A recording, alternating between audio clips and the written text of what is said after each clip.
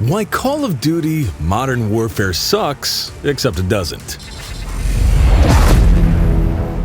The fourth installment of the Call of Duty Modern Warfare is not an easy game to love, especially in the months between its announcement and the moment it will come out as a finished game. First of all, there's that name that is a choke point for many gamers. Basically, it's called just like a previous game from 2007, which was named Call of Duty 4 Modern Warfare. It's not hard to see why that would cause some confusion, and when the name came out, Twitter and other online locations had a festival of puns and jokes about this weird choice of title. However, the new game will not include number 4 in its title. The developers of the game, the Infinity Ward Studio, is considering the game a reimagining of the entire Modern Warfare series. I'm really honored to be creating new, exciting experiences in the Modern Warfare franchise. We knew that we couldn't just tell a story from the angle of the West. It's also featuring heavy changes to the gameplay mechanics, multiplayer, co-play, and game modes, along with an unusual, for this series, support for different gaming platforms. Additional choices made the game into somewhat of a risky release, with further strong online backlash continuing, and will probably continue until the game gets out on October 25th, 2019. Many gamers, including those who see themselves as die-hard fans of the Call of Duty series, are certain that the game will suck. Yet, there is another side to that idea, and it showcases a range of reasons why this title could, and most likely, will be a breath of fresh air for the same franchise. Modern Warfare Crossplay System. For the first time in the history of this franchise, there'll be a crossplay feature in Modern Warfare. This means that the game fully supports the ability to enjoy multiplayer on PC, Xbox One, or PS4. While this feature is often a difficult one to pull off in the right way, Infinity Ward took its teams to great lengths to make sure the game has this done in the right way. Here, the main element is the ability to define the player's preferences. In the system, everyone will be able to see what type of controller their opponent is using, mouse and keyboard, or controller, and the game will put players with the same control setups against each other. However, the players can turn off this option and play against whoever they'd like. After months of rigorous testing and overview, the developers believe that they managed to find the right balance that will allow anyone from any platform to enjoy the game in full multiplayer mode without feeling it's either too hard or too easy, only because of their control scheme. Single-player game world. Where do we draw the line, sir?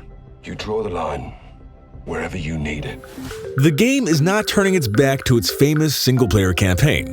Instead, it decided to make it more gritty and realistic than ever before. It's about different perspectives, everybody trying to get what they want. A lot about war has changed. It's not about good and evil. It's all shades of gray. The game utilizes the situations from real-life, new headlines to build its world and mold it very much in the image of our own tension-filled reality. Right now, it's known that the game will include missions set in the Middle East and some cities in Europe.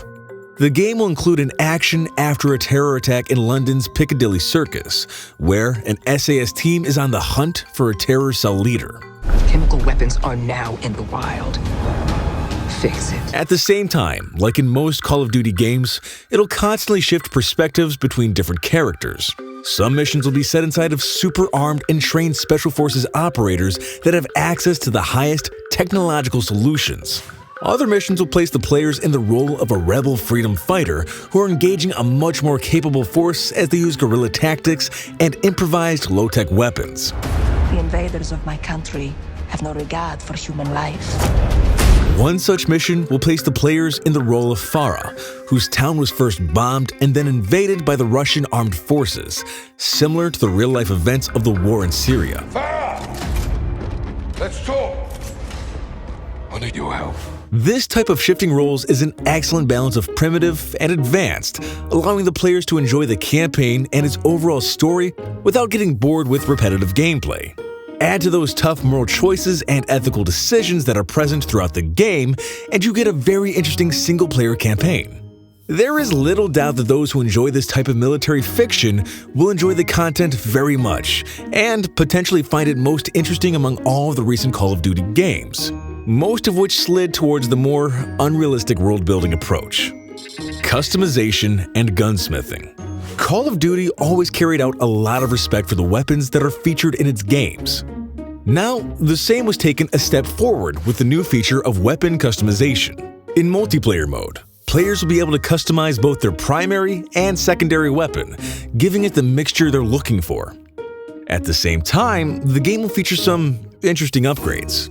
For example, the scope that features two different lenses, one for close combat and the other for far-off sniping, is a perfect example. It's interesting, innovative, and perfectly blends into the game's overall appeal. With a couple or more of these, combinations and mixtures will be able to produce a whole range of unusual options. Each weapon will feature flats for 5 upgrades, while the customization potential for each gun will be even larger. Multiplayer modes and co-op. It's clear that the game is trying to chase the Battle Royale trend and other FPS multiplayer titles, like the enormously popular Tom Clancy's Rainbow Six Siege. However, Modern Warfare still managed to give an interesting twist to all of that and keep its well-known brand identity.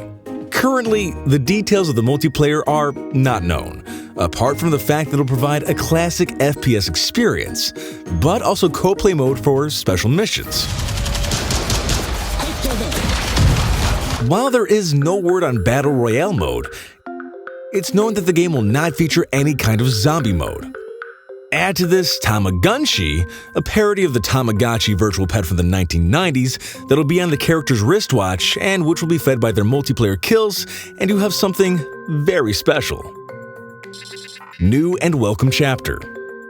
Some are sure that Call of Duty Modern Warfare will suck, and there's no changing their minds. However, for those with an open mind, it's important to underline that this title will provide a mixture of old and new, along with some bold changes.